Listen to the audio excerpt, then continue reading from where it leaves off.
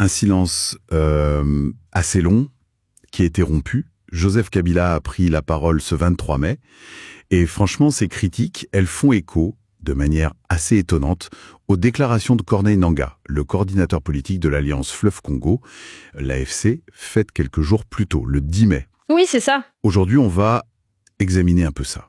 Ces ressemblances frappantes dans leur diagnostic sur la situation en RDC. On va essayer de décortiquer ça point par point. Et c'est une comparaison très intéressante, oui, parce qu'on a là deux figures, au parcours très différents, l'ancien président d'un côté, et puis l'ancien chef de la commission électorale, maintenant à la tête d'une rébellion armée. Rien à voir, à première vue. Exactement. Et pourtant, leur constat sur la crise actuelle, il semble converger sur plusieurs points clés. C'est ce parallélisme qui est assez notable et qui mérite qu'on s'y arrête. Alors, allons-y.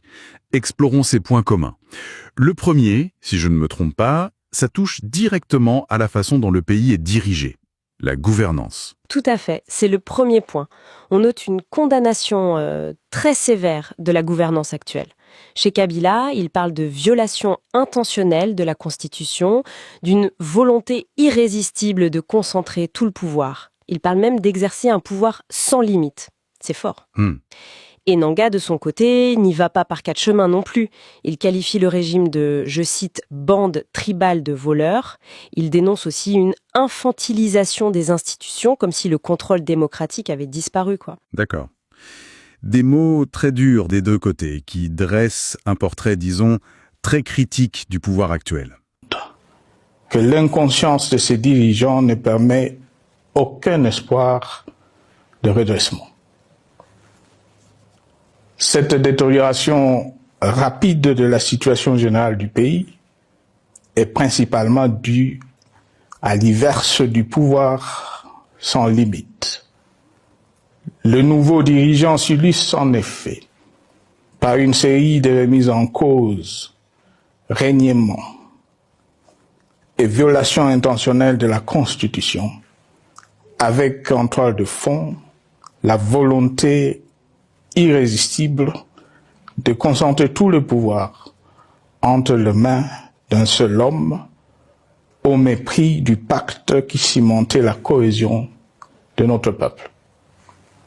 Le premier acte de remise en question de ce pacte républicain, véritable socle de stabilité et de cohésion nationale, a consisté à violer délibérément la Constitution et les lois pertinentes. Passons au deuxième point, l'économie. Oui, l'économie. Deuxièmement, une critique acerbe de la gestion économique et de la corruption. Là aussi, les échos sont clairs. Kabila, lui, il déplore le retour de l'inflation, la monnaie qui se déprécie et surtout une dette publique qui a explosé, plus de 10 milliards de dollars. Ah oui, quand même. Et il ajoute à ça une corruption qui atteint selon lui un niveau inédit. Et Nangaa, il abonde dans ce sens. Il cite l'affaire Kazadi par exemple, il parle de détournements massifs qui videraient les caisses de l'État au profit de l'entourage présidentiel. Donc un constat économique vraiment sombre. Et partagé par les deux. Et sur la sécurité, est-ce qu'on retrouve les mêmes parallèles ? Absolument. C'est le troisième point de convergence. La détérioration pointée de la sécurité et la gestion des forces armées. Kabila critique la gestion de l'armée. Il parle de formation bâclée, de recrutement ethniquement motivé. Il critique aussi le recours à des mercenaires, des groupes armés, des milices tribales et même des forces étrangères. Pour lui, l'État est en train de perdre le monopole de la violence légitime. C'est une accusation grave. Très grave. Et Nangaa, lui, décrit la situation à Goma avant l'arrivée de la FFC comme une véritable poudrière. Il parle d'une multitude d'acteurs armés sans coordination, mercenaires, Ouazalando, ses groupes d'autodéfense, les FDLR, et il accuse même Kinshasa d'avoir armé des civils, ce qui aurait aggravé les choses. Fascinant de voir cette description d'un État qui lutte pour maintenir l'ordre, reprise dans les deux discours. Dans cette ville, les forces internationales, les Sud-Africains étaient ici, les Tanzaniens étaient là, les Malawites étaient là. Vous aviez plus de 3000 mercenaires européens. On n'en parle pas souvent assez. Plus de 3000 mercenaires européens étaient là. Vous avez en plus les Burundais qui étaient dans les opérations. À côté des FARDC, il y avait bien entendu les FDLR. Et bien sûr, il ne faut pas compter les civils, nos compatriotes à qui on a distribué les armes, comme du pain. Et on les appelle les Ouazalènes. Et il y avait, s'il faut compter les contingents de la MONUSCO, parce qu'ils étaient partis au conflit. Toutes ces forces hétérogènes, hétéroclites, sans commandement unique, c'était une poudrière qui avait créé l'insécurité. Un autre thème sensible semble aussi faire l'objet d'un constat similaire. Oui, le 4e point, la dénonciation du tribalisme et des divisions. Kabila s'inquiète de ce qu'il appelle l'institutionnalisation du tribalisme. Il parle de l'opposition des communautés, d'un repli identitaire qu'il juge dangereux pour le pays. Et Nanga ? Eh bien, quand Nanga utilise l'expression bande tribale pour parler du pouvoir, il pointe aussi du doigt, d'une certaine manière, une politique qui, selon lui, attise les divisions ethniques qui fracturent la nation. D'accord. Cette crainte d'une fragmentation du pays sur des bases identitaires, elle est donc exprimée des deux côtés. Et il reste un dernier point, je crois, qui concerne plus spécifiquement l'Est du pays. Exactement, c'est le 5e parallèle point, la mise en cause des mesures prises par le gouvernement qui visent l'Est, en particulier Goma et le Kivu. Kabila exprime sa sympathie envers les populations là-bas. Il critique des décisions qui, selon ses mots, asphyxient les gens. Comme quoi, par exemple ? Il parle de la déconnexion du système bancaire, des restrictions de mouvement. Et Nanga, lui, il va encore plus loin.